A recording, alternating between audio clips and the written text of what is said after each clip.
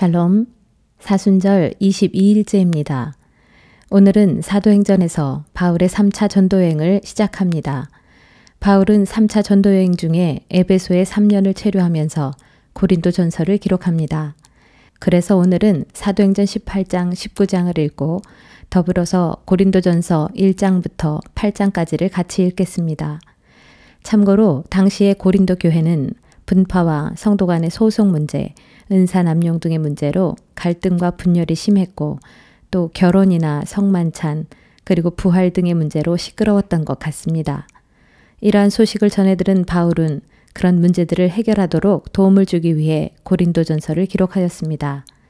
고린도 교회의 이런 상황을 감안하고 읽으시면 좋겠습니다. 그럼 이제 바울의 3차 전도여행을 함께 해보겠습니다. 사도행전 18장 23절입니다.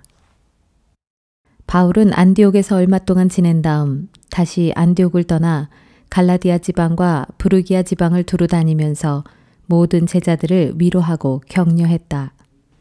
그 무렵 아볼로라는 한 유대인이 이집트의 알렉산드리아에서 에베소에 왔다. 그는 학식이 풍부하고 성경에 두루 능통한 사람이었다. 그는 일찍부터 주님의 말씀을 배운 사람으로 열심히 전도할 뿐만 아니라 예수에 관해서도 정확하게 가르쳤다. 그러나 그는 세례 요한의 세례에 대해서만 알고 있었을 뿐이었다. 아볼로가 회당에서 담대히 말하기 시작했을 때 그의 설교를 들은 브리스길라와 아굴라가 그를 자신들의 집으로 초대하여 하나님의 도에 대해서 더 자세하게 설명해 주었다. 그런 뒤 아볼로가 아가야 지방으로 가고 싶어 하자 신도들은 그를 격려해 주었다. 그러면서 그에게 편지를 써주어 아가야 지방의 제자들로 하여금 그를 따뜻하게 영접해 주도록 했다. 그리하여 아가야에 도착한 아볼로는 하나님의 은혜로 믿게 된 뭇 사람들에게 많은 도움을 주었다. 그것은 아볼로가 회중 앞에서 유대인들의 말을 조리 있게 열정적으로 논박하는 가운데 성경 말씀을 인용하여 예수께서 그리스도이심을 힘있게 증거했기 때문이다. 19장. 아볼로가 고린도에 있는 동안 바울은 위에 있는 갈라디아 지방과 부르기아 지방을 거쳐 육로로 에베소에 도착했다. 거기서 바울은 몇 사람의 제자를 만났다. 바울이 그들에게 물었다. 여러분은 믿을 때 성령을 받았습니까? 그들이 대답했다. 아닙니다. 우리는 성령이 있다는 말조차 들어보지 못했습니다. 바울이 또 물었다. 그렇다면 여러분은 무슨 세례를 받았습니까? 그들이 대답했다. 세례 요한의 세례를 받았습니다. 바울이 말했다. 세례 요한의 세례는 회개의 세례입니다. 세례 요한은 사람들에게 장차 자기보다 뒤에 오시는 분을 믿으라고 했는데 그분이 바로 예수입니다. 이 말을 듣고 제자들은 주 예수의 이름으로 세례를 받았다. 세례 후 바울이 그들의 머리에 손을 얹고 기도하자 성령이 그들에게 내렸다. 그러자 그들이 방언으로 말하고 예언을 하게 되었다. 그 자리에 모인 제자들은 12명 정도였다. 바울은 에베소의 회당에 들어가서 석 달 동안 하나님의 나라에 관해 강론하며 호소력 있는 설교를 했다. 그러나 몇몇 사람들은 마음이 완고하여 전혀 믿으려 하지 않았고 공공연하게 복음의 도를 거역하는 말을 떠들어댔다. 그래서 바울은 제자들을 데리고 회당을 떠나 두란노 학당으로 갔고 거기서 날마다 강론하고 가르쳤다. 이렇게 2회를 계속하는 동안 아시아 지방에 사는 유대인들과 헬라인 모두가 주님의 말씀을 듣게 되었다. 하나님께서는 바울의 손을 통해 놀라운 기적들을 행하셨다. 심지어 사람들이 바울의 몸에 닿았던 손수건이나 앞치마를 가져다가 그것을 병자들에게 갖다 대기만 해도 그들의 병이 낫고 악한 영들이 떠나갔다. 그런데 악령을 쫓아낸다면서 곳곳을 떠돌아다니던 유대인 몇 사람이 주 예수의 이름으로 귀신을 쫓아내려고 시도했다. 그들은 귀신 들린 사람을 향해 바울이 전하는 예수의 이름으로 명하노니 나가라 하고 말하곤 했다. 유대인 제사장인 스게와와 7 아들들이 이 같은 일을 행하고 있었다. 어느 날 악령이 그들에게 말했다. 나는 예수도 알고 바울도 안다. 그런데 너희는 도대체 누구냐? 그러면서 귀신 들린 사람이 그들에게 와락 덤벼들어 때리는 바람에 그들은 몸에 상처를 입고 옷을 발가벗긴 채 주랭랑을 쳤다. 이 소문이 에베소에 사는 유대인들과 헬라인들에게 알려지자 그들은 모두 두려움에 사로잡혀 주 예수의 이름을 기리며 찬양했다. 그리고 믿음을 갖게 된 많은 이들이 찾아와서 자기들의 악한 행위를 솔직하게 고백했다. 또 마술을 행하던 사람들이 자기들의 두루마리 책을 모두 가지고 와서 여러 사람이 보는 앞에서 불살랐다. 그렇게 불살은 책값을 계산해 보니 5만 드라크마에 달했다. 이렇게 해서 주의 말씀이 더욱 힘있게 점점 널리 퍼져나갔다. 이런 일들이 있은 후 바울은 마게도니아와 아가야 지방을 거쳐 예루살렘으로 올라가기로 마음먹었다. 바울은 내가 예루살렘에 올라갔다가 로마에도 꼭 가보아야 하겠다 라고 말했다. 바울은 자기를 항상 도와주는 디모데와 에라스도를 마게도니아로 먼저 보낸 뒤 자신은 얼마 동안 더 아시아 지방에 머물렀다. 그 무렵 에베소에서는 사도들이 전한 주님의 말씀으로 인해 큰 소동이 일어났다. 아데미 여신의 모형 신전을 만드는 데메드리오라는 은세공업자는 직공들에게 적잖은 돈벌이를 하게 해주는 사람이었다. 그가 직공들과 그 일에 관련된 모든 사람들을 한자리에 불러놓고 말했다. 여러분, 아시다시피 우리는 이 사업으로 돈벌이가 꽤 괜찮았었습니다. 그런데 여러분이 듣고 또 보시는 바와 같이 저 바울이라는 작자가 사람의 손으로 만든 것들은 결코 신일 수가 없다고 말하고 다니는 통에 우리 장사가 아주 큰 타격을 받게 되었습니다. 여기 에베소뿐만 아니라 아시아 지방의 거의 대부분이 이런 실정입니다. 이 일을 이대로 방치해두면 우리 사업의 평판이 크게 나빠지게 될 뿐만 아니라 위대한 아데미 여신의 신전이 그 영향력을 잃게 됩니다. 아시아 지방은 물론 전 세계에 걸쳐 숭배되었던 아데미 여신의 위신이 땅에 떨어질 심각한 위기에 처해 있습니다. 이 말을 듣고 모인 사람들은 크게 화를 내면서 큰 소리로 외치기 시작했다. 에베소 사람의 위대한 여신 아데미 만세. 소동과 혼란은 순식간에 도시 전체로 번졌다. 사람들은 바울과 동행했던 마게도냐 출신의 가이오와 아리스다고를 붙잡아 일제히 원형극장으로 몰려갔다. 이때 바울은 군중 앞에 나서려 했지만 제자들이 극구 말렸다. 바울의 친구들인 그 지방의 관리들 몇 사람도 바울에게 전가를 보내어 원형극장 안으로는 제발 들어가지 말라고 간곡히 만류했다. 에베소의 원형극장 안은 아수라장이었다. 여기저기서 사람들이 중구난방으로 마구 떠들어댔다. 사실 대부분의 사람들은 자신들이 왜 그 자리에 오게 되었는지조차도 알지 못했다. 그때 유대인들이 알렉산더라는 사람을 떠밀어 군중 앞에 세웠다. 군중 가운데 몇 사람은 그에게 이래라 저래라 하고 요구사항을 외쳐댔다. 그는 군중을 향해 손짓으로 조용히 좀 해달라고 하고는 사람들 앞에서 자신을 변호하는 발언을 시작하려고 했다. 그러나 그가 유대인이라는 것을 알아챈 군중은 한 목소리로 거의 2시간 동안이나 에베소 사람의 위대한 여신 아데미 만세, 에베소 사람의 위대한 여신 아데미 만세 하면서 미친 듯이 외쳐댔다. 결국 에베소 시청의 서기관이 나서서 군중을 진정시킨 뒤 말했다. 에베소 시민 여러분, 에베소가 위대한 여신 아데미를 숭배하고 또 하늘에서 내려온 그 신상을 수호하는 것은 온 세상이 다 아는 일입니다. 이런 사실은 아무도 부인할 수 없는 사실이기에 모두들 진정하시고 경솔한 행동을 삼가하시기를 바랍니다. 여러분들이 이리로 끌고 온 이 2사람은 아데미 여신의 신전에서 무엇을 훔친 것도 아니고 또 아데미 여신을 모독한 일도 없습니다. 그러므로 데메드리오와 그의 동료 직공들은 불만이 있다면 그 사람들을 정식으로 고소하도록 하십시오. 에베소의 법정은 항상 열려 있고 거기에는 재판관들도 있습니다. 그 밖에 여러분이 제기하고 싶은 사안들이 더 있거든 그런 것들은 공적인 정식 집회에서 안건으로 다루어야 할 것입니다. 사실 오늘의 이 사건은 소요죄로 고발될 수도 있습니다.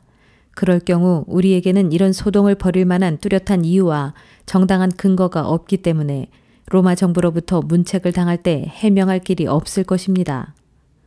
이렇게 말한 다음 그는 원형극장에 몰려든 군중들을 해산시켰다. 고린도전서 1장.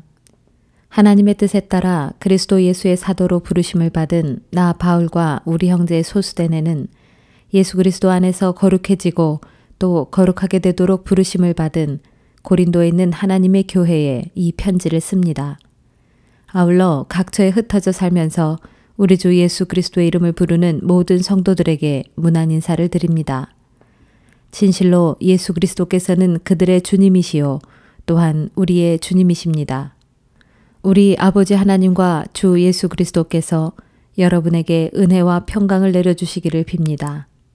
나는 하나님께서 그리스도 예수를 통하여 여러분에게 내려주신 은혜를 생각하면서 항상 하나님께 감사를 드립니다. 그것은 여러분이 그리스도 안에서 모든 면에서 곧 여러분의 말이나 여러분의 지식 면에서 몰라보게 풍요로워졌기 때문입니다. 그리스도에 관한 우리의 증언이 이토록 여러분 안에서 확고하게 자리를 잡은 것입니다. 그리하여 여러분은 조금도 부족함 없이 모든 영적인 은사를 받아 누리면서 우리 주 예수 그리스도께서 다시 오실 날을 기다리고 있습니다. 우리 주 예수 그리스도께서 다시 오시는 날에 여러분이 책망을 받지 않고 또 흠잡을 데 없는 자들로 바르게 설 수 있도록 하나님께서는 끝까지 여러분을 굳세게 지켜주실 것입니다. 여러분을 부르셔서 자신의 독생자이신 우리 주 예수 그리스도와 교제하며 사귈 수 있도록 해주신 하나님께서는 진실로 신실하신 분이십니다. 형제 여러분, 내가 주 예수 그리스도의 이름으로 여러분에게 권면합니다. 여러분 안에 분쟁이나 분열이 없도록 그리하여 마음과 생각이 일치할 수 있도록 서로 한 마음이 되십시오. 나의 형제들이여, 나는 여러분 가운데 다툼과 분열이 있다는 말을 글로에의 집안 사람들 편에 전해 듣게 되었습니다. 그것은 다름이 아니라 여러분이 제각기 주장하기를 나는 바울파다, 나는 아볼로파다, 나는 베드로파다, 그리고 나는 그리스도파다 라고 하면서 이리저리 편을 가른다고 합니다. 그래서는 안 됩니다. 그리스도께서 그렇게 나누어졌다는 말입니까? 나 바울이 여러분을 위해 십자가에 달리기라도 했단 말입니까? 또 여러분이 바울의 이름으로 세례를 받기라도 했습니까? 내가 여러분 가운데 그리스보와 가이오 외에는 아무에게도 세례를 준 일이 없다는 사실에 하나님께 감사를 드립니다. 그것은 여러분 가운데 내 이름으로 세례를 받았다고 말할 사람이 아무도 없을 것이기 때문입니다. 참, 내가 스데바나의 가족에게도 세례를 주었습니다만 그 밖에는 어느 누구에게도 세례를 준 기억이 없습니다. 그리스도께서 나를 여러분에게 보내신 것은 세례를 주도록 하기 위함이 아니라 복음을 전하도록 하기 위함이었습니다. 또 복음을 전하되 인간의 지혜로운 말로서 전하지 않도록 하셨는데 그 까닭은 그리스도의 십자가가 그런 말재간으로 헛되게 되어서는 안 되기 때문입니다.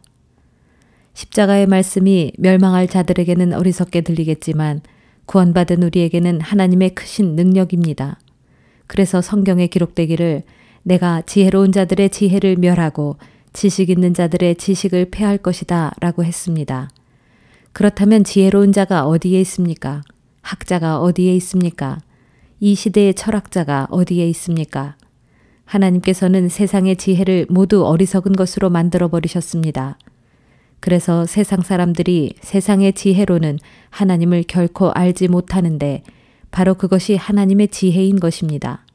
그러기에 하나님께서는 어리석게 보이는 우리의 복음 선포를 통해 믿는 사람들을 구원하기로 하신 것입니다. 유대인은 표적을 요구하고 헬라인은 지혜를 찾습니다. 하지만 우리 믿는 자들은 오직 십자가에 달리신 그리스도 예수를 전합니다. 이 같은 사실이 유대인에게는 걸림돌이고 이방인에게는 어리석은 것이지만 하나님께 부르심을 받은 자들에게는 그가 유대인이든 혹은 헬라인이든 그리스도 예수는 하나님의 능력이요 하나님의 지혜입니다. 진실로 하나님의 어리석음이 인간의 지혜보다 더욱 지혜롭고 하나님의 연약하심이 인간의 강함보다 더욱 강하기 때문입니다. 형제들이여, 여러분이 하나님께 처음 부르심을 받았을 때 여러분의 처지가 어떠했는지를 한번 생각해 보십시오. 인간적인 기준으로 볼 때 여러분 중에는 지혜로운 사람이 많지 않았고 영향력 있는 사람도 많지 않았으며 좋은 가문에서 태어난 사람도 많지 않았습니다. 하지만 하나님께서는 세상의 지혜로운 자들을 부끄럽게 하시려고 어리석어 보이는 자들을 택하셨고 세상의 강한 자들을 부끄럽게 하시려고 연약해 보이는 자들을 택하셨습니다. 이처럼 하나님께서는 이 세상에서 힘있다고 자랑하며 잘난치 않은 자들을 낮추시며 무력하게 하시려고 비천한 자들과 업신여김을 받는 자들과 보잘것없는 사람들을 택하셨습니다. 이처럼 하신 것은 어느 누구도 하나님 앞에서 스스로를 자랑하지 못하도록 하기 위해서입니다. 그러나 여러분은 하나님의 부르심을 받고 그리스도 예수 안에 있는 자들입니다. 그리고 그분 예수는 우리에게 하나님께로부터 오는 지혜가 되어주셨고 또한 우리의 의로움과 거룩함과 구속함이 되어주셨습니다. 그러므로 이것은 성경에 기록되기를 누구든지 자랑하려거든 주님 안에서 자랑하라 함과 같습니다. 2장 형제들이여 내가 여러분에게 가서 하나님의 말씀을 전할 때 유식한 말이나 인간의 지혜로 하지 않았습니다. 그것은 내가 여러분과 함께 있는 동안 여러분 가운데서 예수 그리스도 곧 십자가에 못 박혀 죽으신 그분 외에는 아무것도 생각하지 않기로 작정했기 때문입니다. 내가 여러분에게 가서 여러분과 함께 있을 때 나는 실로 연약하고 두려웠으며 몹시 떨었습니다. 그래서 내가 여러분에게 전하는 말과 설교는 그리 지혜롭지도 못했고 설득력이 있는 것도 아니었습니다. 다만 나는 성령의 능력을 보여주고자 한 것뿐입니다. 그리하여 나는 여러분의 믿음이 사람의 지혜에 뿌리를 내리지 않고 오직 하나님의 능력에 뿌리 내리기를 간절히 바랐던 것입니다. 그럼에도 우리는 믿음이 성숙한 사람들끼리는 지혜의 말을 합니다. 그렇지만 그 지혜는 이 세상의 지혜나 장차 멸망할 이 세상 통치자들의 지혜가 아닙니다. 우리가 말하는 지혜는 하나님의 신비롭고 비밀스러운 지혜입니다. 하나님께서는 시간이 시작되기도 전, 곧 영원전부터 우리의 영광을 위해 이 지혜를 미리 정하시고 감추어 두셨습니다. 이 세상 통치자들은 누구도 이 지혜를 알지 못했습니다. 만일 그들이 그 지혜를 알았더라면 영광의 주 예수를 십자가에 못 박지 않았을 것입니다. 그래서 성경에 기록되기를 하나님께서는 어느 누구도 보지 못했던 것을, 어느 누구도 듣지 못했던 것을, 어느 누구도 생각하지 못했던 것을 자기를 사랑하는 자들을 위해 예비해 두셨다라고 했습니다. 그렇습니다. 하나님께서는 성령을 통하여 우리에게 이 지혜를 드러내 보여주셨습니다. 모든 것을 살피시는 성령께서는 하나님의 가장 깊은 비밀스러운 경륜까지도 다 살피시는 분입니다. 사람 속에 있는 그 사람의 영이 아니고서야 누군들 그 사람의 생각을 알겠습니까? 마찬가지로 하나님의 영이 아니고서야 그 누구도 하나님의 생각을 알 자가 없습니다. 하나님께서는 이 세상의 영이 아닌 바로 이 하나님의 영을 우리에게 주셨습니다. 그래서 하나님께서는 우리에게 값없이 그저 주신 놀라운 은혜의 선물을 우리로 알게 하셨습니다.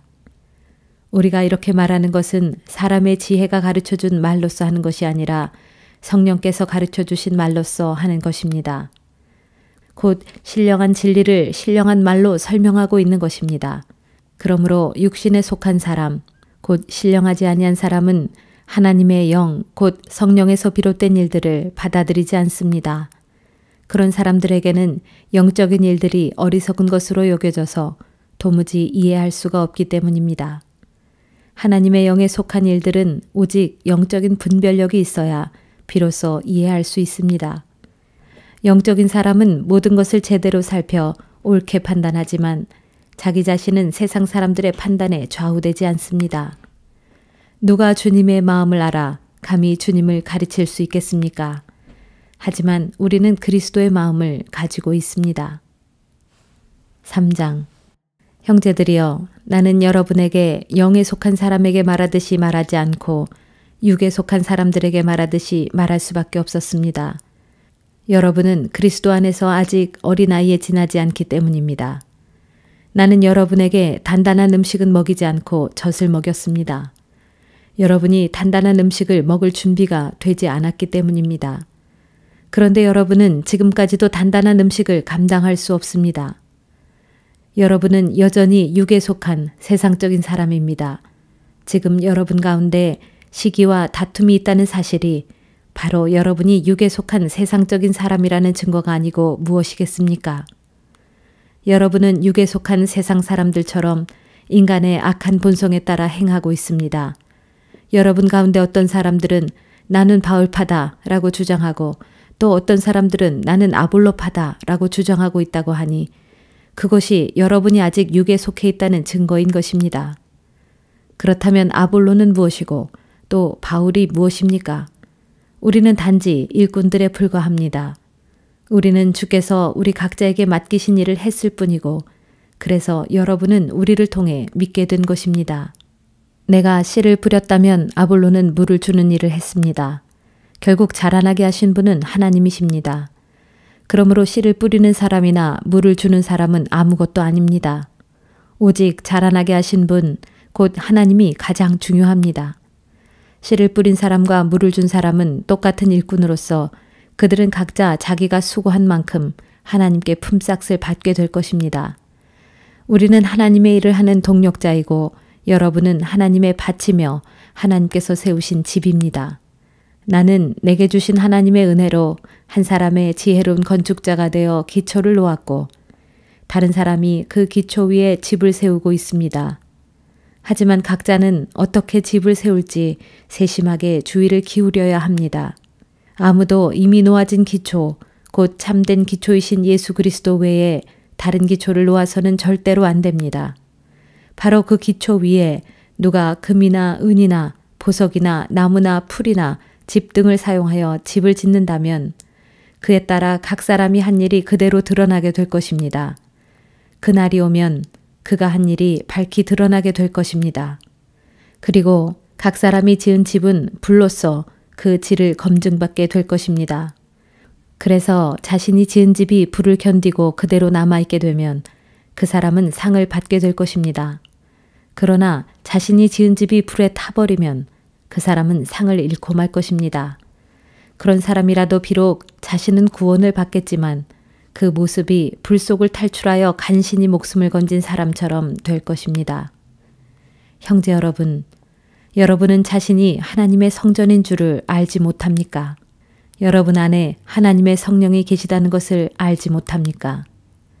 누구든지 하나님의 성전을 허물면 하나님께서는 그 사람을 멸망시키실 것입니다. 하나님의 성전은 거룩합니다. 여러분이 바로 하나님의 성전입니다. 아무도 자신을 속이지 마십시오. 만일 여러분 가운데 이 세상에서 지혜롭다고 생각하는 사람이 있다면 어리석은 바보가 되어야 합니다. 그래야 참으로 지혜로운 사람이 될 수 있습니다.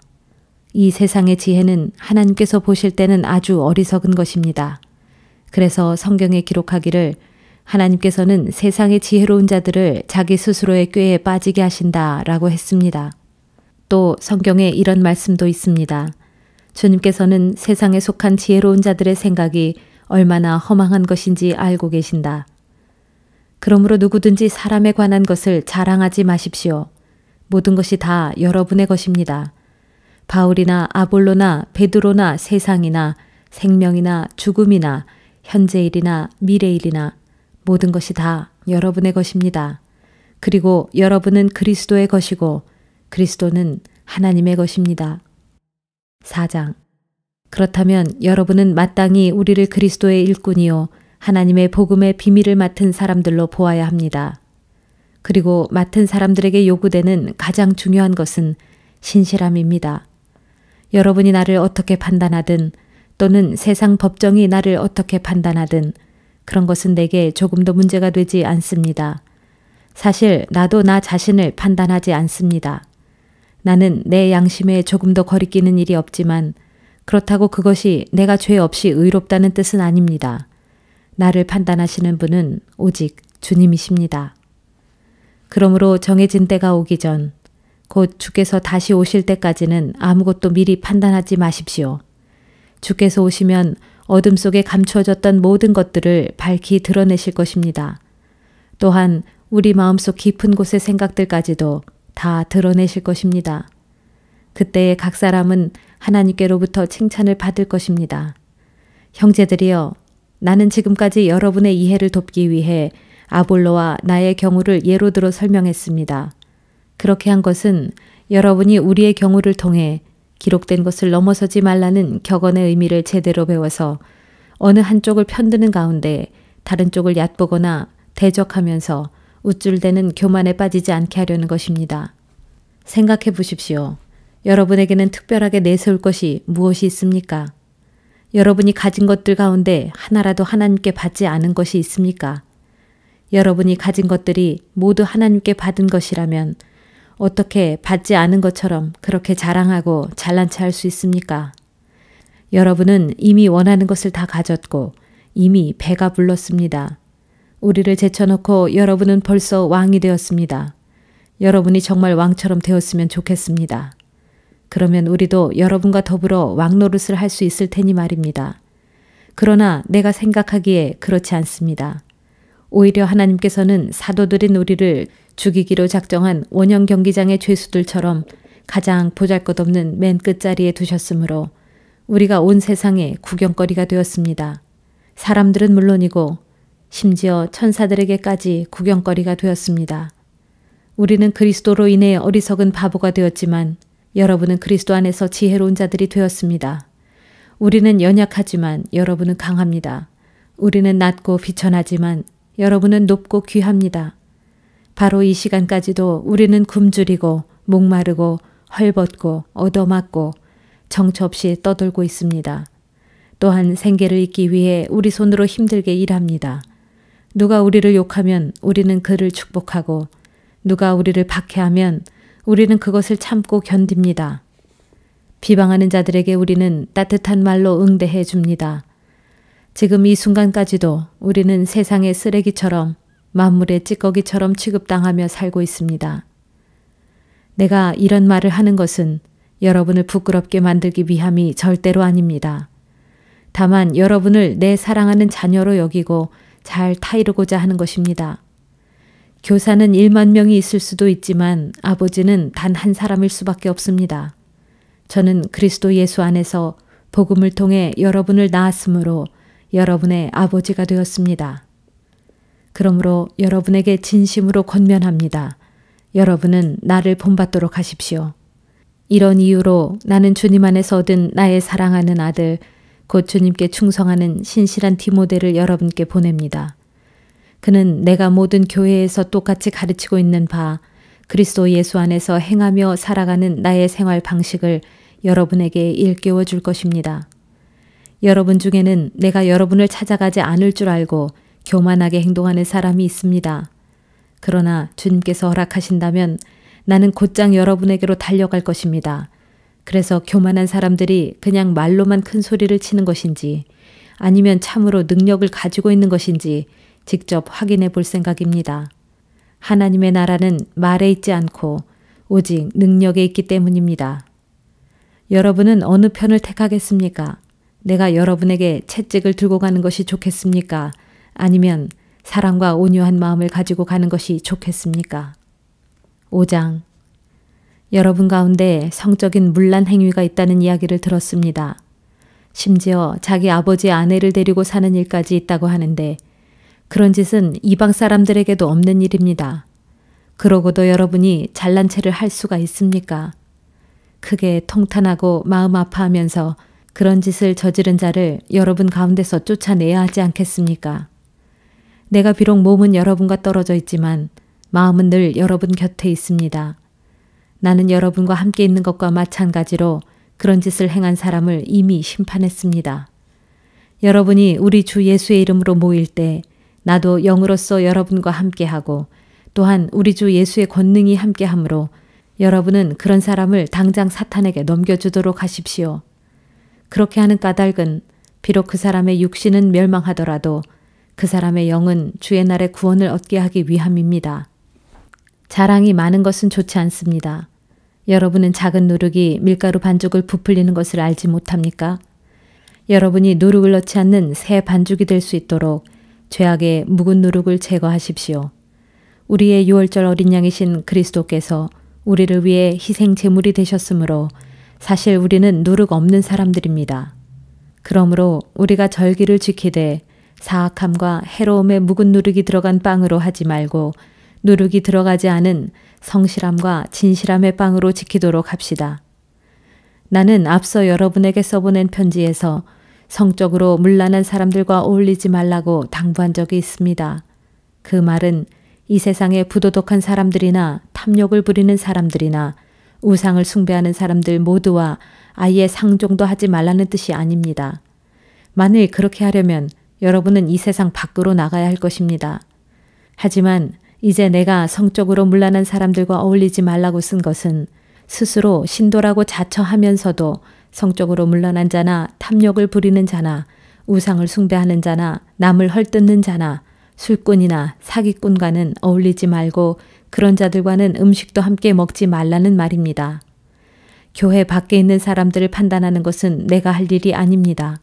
하지만 교회 안에 있는 사람들에 대해서는 여러분이 제대로 판단해야 마땅합니다. 교회 밖에 있는 사람들을 판단하는 일은 하나님께 맡겨두십시오.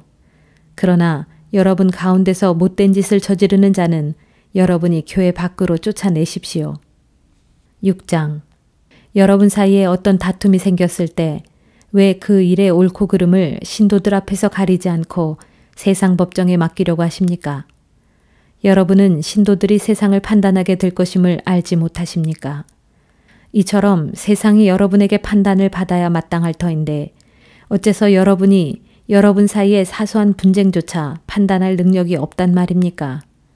심지어 여러분은 천사들조차도 우리가 판단하게 될 것임을 알지 못합니까? 그럴진데 하물며 이 세상에 속한 일을 여러분이 어째서 감당할 수 없단 말입니까? 그런데도 여러분 사이에 생긴 사소한 분쟁거리를 놓고 어찌하여 여러분은 교회가 하찮게 여기는 세상 사람들을 여러분의 재판관으로 세운단 말입니까? 지금 내가 이 말을 하는 것은 여러분을 부끄럽게 하려는 것입니다.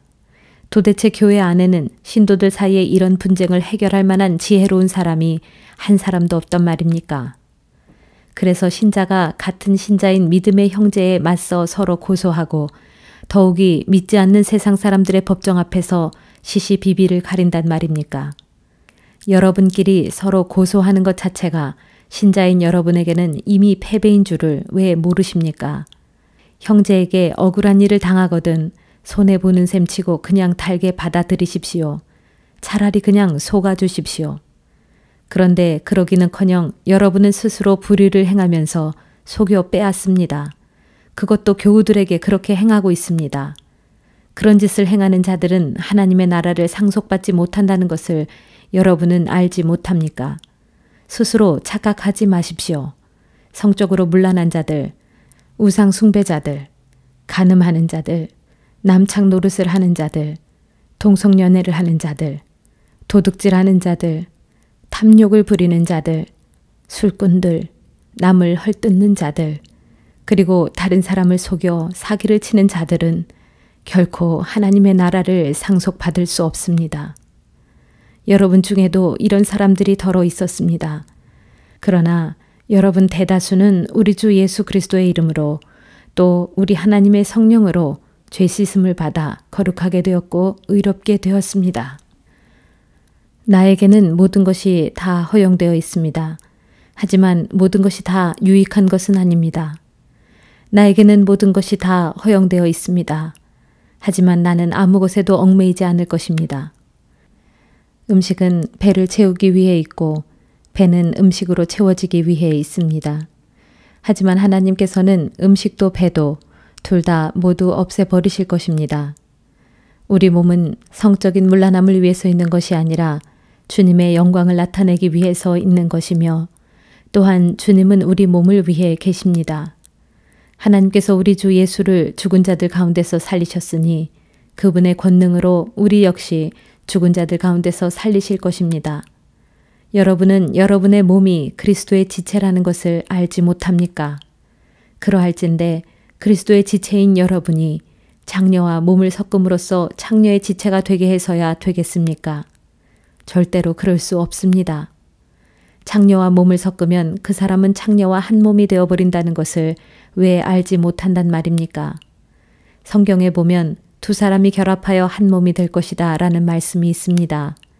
그러나 여러분이 자기 자신을 주께 바침으로써 주와 합한다면 여러분은 주와 한 영이 됩니다. 그러므로 성적으로 방탕해서는 결코 안 됩니다. 세상의 다른 모든 죄는 몸 밖에서 저질러지는 것이지만 성적인 음행의 죄는 자기 몸에게 죄를 짓는 것입니다. 여러분의 몸은 성령의 집입니다. 즉 여러분 안에는 하나님께로부터 주어진 성령이 상주하고 계시는 바 곧 성령의 집인 것입니다. 여러분의 몸은 여러분 자신의 것이 아닙니다. 하나님께서 값을 치르고 여러분을 사셨기 때문입니다. 그러므로 여러분은 모쪼록 여러분의 몸으로 하나님께 영광을 돌리십시오. 7장. 이제 여러분이 편지에 써보낸 질문에 대해 말하겠습니다. 남자는 결혼을 하지 않는 편이 더 낫습니다. 그러나 그리하면 자칫 성적으로 문란해질 염려가 있기 때문에 남자는 저마다 결혼하여 자기 아내를 두고 여자 또한 결혼하여 저마다 자기 남편을 두도록 하십시오. 그래서 남편은 아내에게 배우자로서의 의무를 다하고 마찬가지로 아내도 남편에게 배우자로서의 의무를 다하도록 하십시오. 결혼을 하게 되면 아내의 몸은 더 이상 아내만의 것이 아니라 남편에게 속합니다. 마찬가지로 남편의 몸 또한 더 이상 남편의 것만이 아니라 아내에게 속합니다. 그러므로 결혼한 부부는 서로의 몸을 멀리해서는 안 됩니다. 다만 기도에 전념하기 위해 얼마 동안 떨어져 지내기로 서로 합의한 경우에는 예외가 될 수 있습니다. 그렇더라도 그 뒤엔 즉시 다시 합해야 합니다.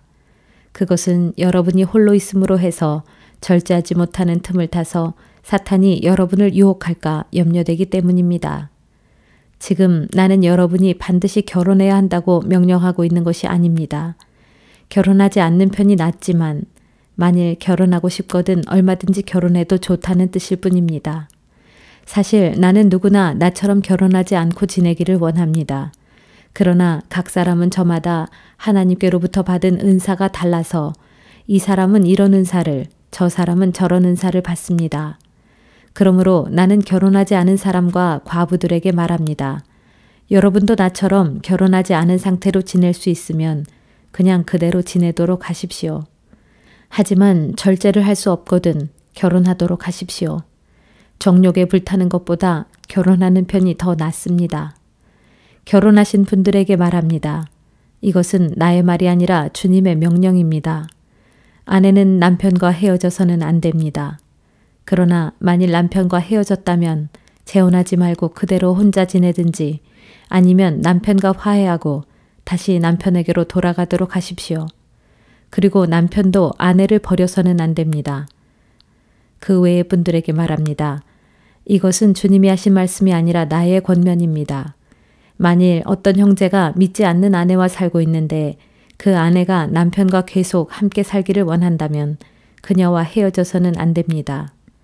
또 어떤 자매가 믿지 않는 남편과 살고 있는데 그 남편이 아내와 계속 함께 살기를 원한다면 남편과 헤어져서는 안 됩니다.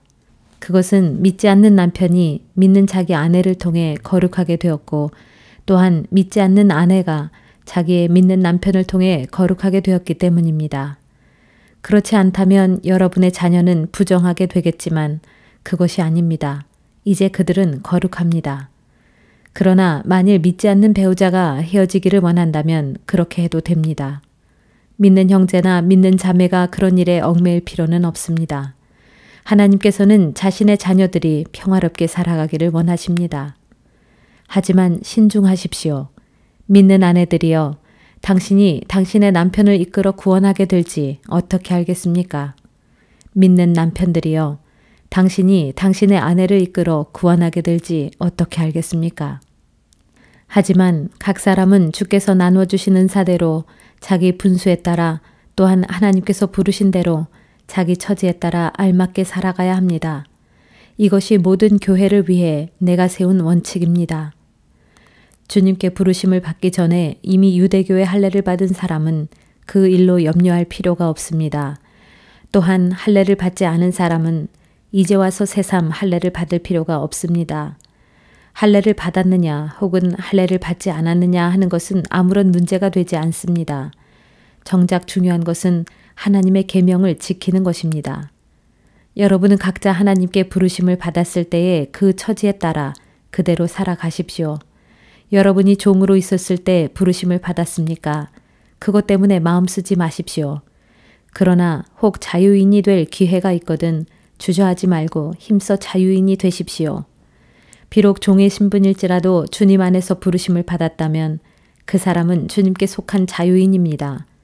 마찬가지로 자유인으로서 주님의 부르심을 받았다면 그 사람은 그리스도의 종인 것입니다. 여러분 모두는 하나님께서 값을 치르고 사신 고귀한 몸이므로 부디 세상 사람의 종이 되지 마십시오. 형제들이여, 이처럼 여러분은 하나님께 부르심을 받았던 그 처지에 그대로 머물러 있으면서 하나님께 책임을 다하도록 하십시오. 이제 결혼하지 않은 처녀들에 대해서 말하겠습니다. 여기에 대해 주께서 내게 특별히 말씀하신 바는 없습니다. 그러나 주께서 주신 자비에 힘입어 믿을 만한 사람으로 평판이 나 있으니 내 생각을 여러분께 말씀드리고자 합니다. 앞으로 조만간 닥치게 될 큰 재난 때문에 나는 처녀들이 결혼하지 않은 현재의 상태로 지내는 것이 좋다고 생각합니다. 결혼하여 아내가 있는 사람은 아내와 헤어지려고 하지 마십시오. 만일 결혼을 하지 않은 상태라면 굳이 아내를 맞으려고 애쓰지 마십시오. 하지만 결혼을 한다고 해서 죄가 되는 것은 아닙니다. 마찬가지로 처녀가 결혼을 한다고 해도 죄가 되는 것은 아닙니다. 하지만 결혼한 사람들은 살아갈 걱정이 많게 마련이고 그런 이유에서 가급적이면 결혼을 하지 않는 것이 좋다고 나는 내 의견을 제시하고 있는 것입니다. 내가 말하고 싶은 요지는 이것입니다. 주께서 다시 오실 때가 얼마 남지 않았으니 이제부터 아내가 있는 사람도 아내가 없는 사람처럼 살아가고 슬픔에 잠겨있는 사람은 슬프지 않은 사람처럼 살아가며 행복에 겨운 사람은 행복하지 않은 사람처럼 살아가고 물건을 사들인 사람은 그 물건이 없는 사람처럼 살아가며 세상 것들을 사용하는 사람은 그것들을 다 사용하지 못하는 사람처럼 살아가도록 하십시오. 지금 우리가 눈으로 보는 이 세상 모습은 곧 지나가 버릴 것이기 때문입니다. 나는 여러분이 걱정하지 말고 살아가기를 바랍니다. 결혼하지 않은 남자는 어떻게 하면 주님을 기쁘시게 할 것인가 하면서 오로지 주님의 일을 걱정하며 살 수 있습니다. 하지만 결혼한 남자는 세상 일에 얽매이게 되고 또 어떻게 하면 자기 아내를 기쁘게 할 것인가 하면서 그쪽에 마음을 쓰게 됩니다. 따라서 그 사람의 마음은 나누어지게 마련입니다. 결혼하지 않은 여자는 몸과 마음을 주님께 오롯이 바치면서 주님의 일을 걱정하며 살 수 있습니다. 하지만 결혼한 여자는 세상 일에 얽매이고 또 어떻게 하면 남편을 기쁘게 할 것인가 하면서 그쪽에 마음을 쓰게 됩니다. 지금 내가 이런 말을 하는 것은 여러분의 유익을 위해서일 뿐 여러분을 제한하려는 것이 결코 아닙니다. 나는 여러분이 여기저기에 마음을 빼앗기지 않고 오직 주님을 섬기는 일에 온 마음을 전적으로 쏟을 수 있도록 도와드리고 싶습니다. 그렇지만 만일 누가 자기의 처녀딸을 시집 보내는 것이 온당하다고 생각한다면 더구나 그 처녀딸이 혼기를 놓쳐서 마땅히 얼른 시집을 보내야겠다고 생각한다면 원하는 대로 그렇게 하십시오. 그것이 죄가 되는 일이 아니므로 얼마든지 결혼을 시켜도 됩니다. 그러나 꼭 결혼시킬 부득이한 이유가 없고 또 자기 딸을 자기 뜻대로 할 권리가 있어서 자신의 자유로운 결정으로 마음을 굳히고 자기의 처녀딸을 시집 보내지 않고 그대로 두기로 했다면 그것은 잘하는 일입니다. 그러므로 자기의 처녀딸을 시집 보내는 사람도 잘하는 것이지만 시집 보내지 않는 사람은 더욱 잘하는 것입니다. 아내는 남편이 살아있는 동안에는 어디까지나 남편에게 매인 몸입니다. 하지만 남편이 죽으면 그 매임에서 풀려나므로 다시 결혼을 해도 좋습니다. 그러나 반드시 주께 속한 사람과 결혼해야 합니다. 그러나 내 생각으로는 가능하다면 재혼하지 않고 그냥 지내는 편이 더 행복할 것 같습니다. 나 또한 하나님의 영을 받은 사람이므로 제 말이 그르지는 않을 것입니다. 8장. 이제 우상에게 바쳐진 제물에 대해 말하겠습니다. 우리에게는 저마다 지식이 있지만 지식은 사람을 교만하게 만듭니다. 하지만 사랑은 덕을 세웁니다. 뭔가를 안다고 생각하고 있는 사람은 마땅히 알아야 할 것을 알지 못하는 사람입니다. 그러나 하나님을 사랑하는 사람은 하나님께서 그 사람을 알아주십니다. 그러면 우상에게 바쳐진 음식을 먹는 문제에 대해 생각해 봅시다. 우리 모두가 잘 알다시피 세상의 모든 우상들은 아무것도 아니고 참된 신은 오직 하나님 한 분뿐입니다. 비록 하늘과 땅에 여러 신들이 있다고 믿는 사람들이 많지만 우리에게는 오직 아버지 되시는 하나님 한 분만이 계실 뿐입니다. 그분께서 만물을 창조하셨고 우리는 오직 그분의 영광을 위해서 살아갑니다. 또한 우리에게는 한 분이신 주 예수 그리스도가 계시는데 온 세상의 모든 것들이 그분으로 말미암아 존재하고 우리도 그분으로 인해 살아갑니다. 그러나 모든 형제들이 다 이 같은 지식을 갖고 있는 것은 아닙니다. 어떤 형제들은 예전에 우상을 숭배하던 습관에 젖어 있어서 그런 음식을 먹을 때는 그것이 정말로 우상에게 바쳐진 것인 줄 생각하고 그것을 먹을 때 양심에 걸려서 자기들이 더럽혀졌다고 생각합니다. 그러나 음식은 결코 우리를 하나님 앞에 내세워주지 못합니다. 우리가 어떤 음식을 먹지 않는다고 해서 해로울 것도 없고 먹는다고 해서 이로울 것도 없습니다. 이처럼 여러분은 어떤 음식이든 가리지 않고 먹을 자유가 있지만 행여 믿음이 약하여 여러분의 그런 자유를 충분히 누릴 수 없는 형제들에게는 걸림돌로 작용할 수 있으니 삼가 조심해야 합니다. 지식을 갖고서 자유를 누리고 있는 여러분이 우상의 신당에 앉아 우상에게 바쳐진 음식을 먹는 것을 믿음이 약한 형제가 보게 된다면 그 사람은 양심의 거리낌을 느끼면서도 용기가 생겨 우상에게 바쳐진 음식을 먹게 되지 않겠습니까? 그렇게 되면 여러분의 지식이 결국 믿음이 약한 형제를 망하게 한 셈입니다. 우리 주 그리스도께서는 그 약한 형제를 위해서도 죽으셨습니다. 이런 식으로 여러분이 형제에게 죄를 지어 믿음이 약한 형제에게 상처를 주게 된다면 여러분은 그리스도께 죄를 짓는 셈이 됩니다. 그러므로 나는 확언합니다. 만일 내가 먹는 음식이 내 형제를 죄에 빠지게 한다면 내 형제가 내 음식으로 인해 걸려 넘어지지 않게 하기 위해서 나는 평생 고기를 먹지 않을 것입니다. 아멘.